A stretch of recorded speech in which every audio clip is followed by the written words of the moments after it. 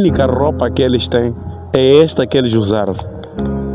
E o que eles cobrem, usam como manta ou lençol deles, é aquilo aí que está lá. Aquilo que está lá. Aquilo que está lá. Aquilo é lençol deles. Não tem mais nada. E eles dormem em cima dessa rede mosquiteira. Mostra só essa rede. Essa rede mosquiteira que vocês estão a ver aí.